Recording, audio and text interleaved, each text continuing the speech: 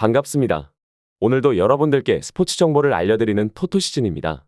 구독과 좋아요는 저에게 큰 힘이 됩니다. 구독과 좋아요 한 번씩 눌러주시면 감사하겠습니다. 추가 조합픽은 영상의 댓글에 기재해두었습니다. 그럼 바로 분석 시작하도록 하겠습니다. 첫 번째 경기는 도쿄베르디와 나고야입니다. 도쿄베르디는 400을 기반으로 한 안정적인 수비 구조 속에서 아라이가 최전방에서 폭넓게 움직이며 순간적인 방향 전환과 타이밍을 활용해 상대 수비를 흔들고 압박을 유도하며 전방 기회를 만들어갑니다. 사이토는 좌측 측면에서 빠른 스프린트와 안정적인 볼 운반 능력을 발휘해 전진 패스를 이어가고 필요할 경우 안쪽 침투를 통해 공격에 변화를 주는 역할을 담당합니다. 모리타는 중원에서 안정적인 볼 순환과 짧은 패스를 통한 연결, 상황에 따른 롱패스 전환까지 수행하며 경기 템포를 주도하는 핵심입니다. 최근 경기에서는 전진 타이밍을 세밀하게 조율해 불필요한 역습 위험을 줄이는 동시에 수비 전환 시 빠른 압박으로 2차 기회를 사전에 차단하는 전술적 집중력을 보이고 있습니다. 특히 홈 경기에서는 무리한 전방 압박보다 중원에서의 볼 차단과 안정적인 점유 패턴을 반복하며 흐름을 지배하는 모습이 돋보입니다. 반면 나고야는 피지컬과 제공권을 겸비한 야마기시가 전방에서 포스트 플레이와 버티는 힘을 통해 기점을 만들어내고 압박을 받는 상황에서도 공을 지켜내며 후방 빌드업의 연결고리 역할을 수행합니다.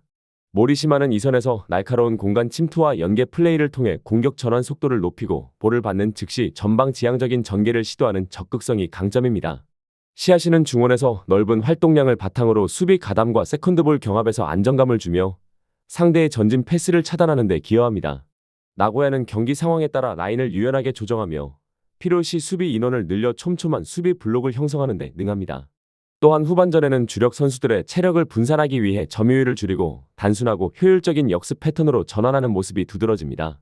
이번 맞대결은 양팀 모두 전술적 안정감을 우선시하고 무리하게 공격을 전개하기보다 조직적인 수비 블록과 간격 유지를 중심으로 경기를 운영할 가능성이 높습니다.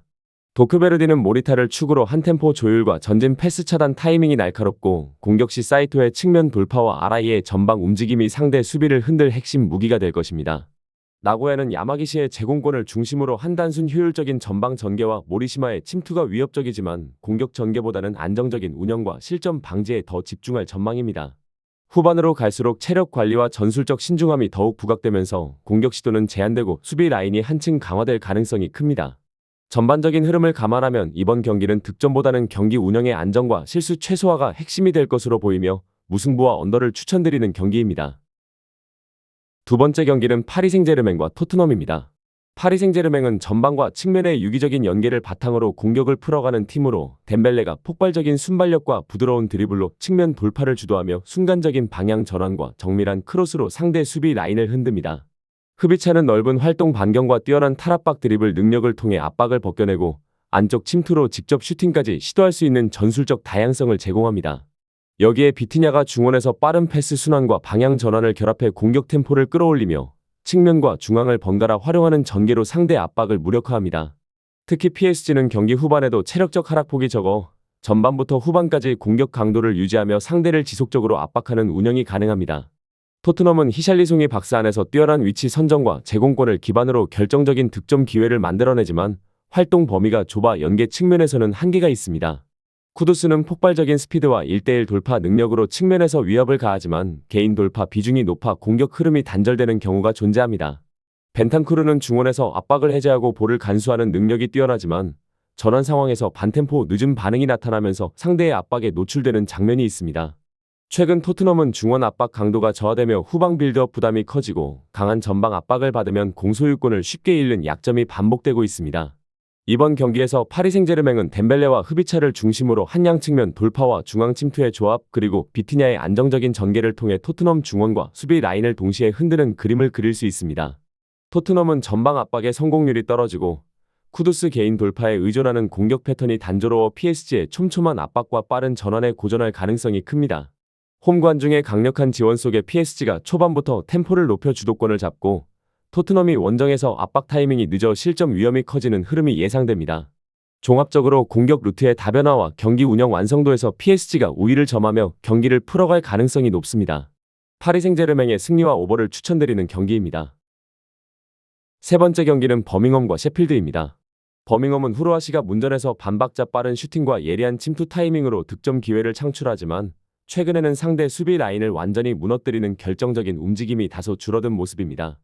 스탠스필드는 제공권과 공중볼 장악력에서 우위를 보이지만 세컨드볼 반응이 늦어 공격 흐름을 지속하는 빈도가 낮은 편입니다. 백승호는 중원에서 전진 패스와 볼 배급을 담당하며 빌드업의 핵심 역할을 하지만 강한 압박이 가해지면 템포가 늦어져 전개가 끊기는 장면이 반복됩니다. 특히 측면 풀백과 윙어 간 간격이 벌어질 때 수비 전환 속도가 느려지고 이 틈을 노린 빠른 역습에 취약한 모습을 보입니다. 셰필드는 캠벨이 순간적인 폭발력을 바탕으로 측면 침투와 뒷공간 활용해서 강점을 발휘하며 베리는 압박 상황에서도 전방으로 정확한 직선 패스를 공급해 공격 전환 속도를 끌어올립니다.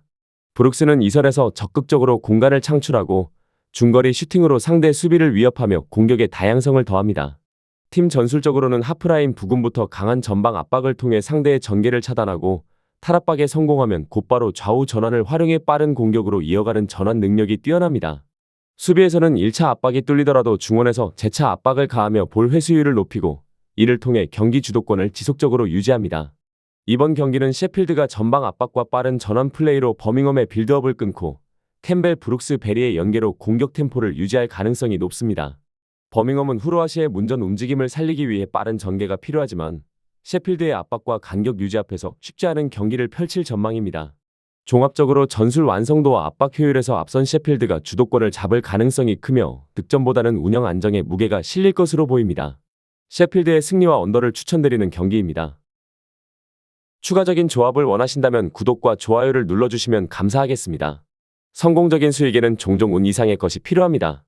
정보에 입각한 성공적인 노림수가 필요합니다. 용어도 어렵고 혼자 쩔쩔매고 있었다면 지금 전문가의 도움을 받아보세요. 저희는 스포츠 정보와 분석글을 판매하지 않습니다. 스포츠를 좋아하는 모든 분들 즐기실 수 있게 무료 정보방을 운영 중입니다. 무료 정보방 참여는 영상 댓글을 참고해주세요. 오늘도 영상 시청해주셔서 감사합니다. 내일 또 다른 분석으로 찾아뵙겠습니다.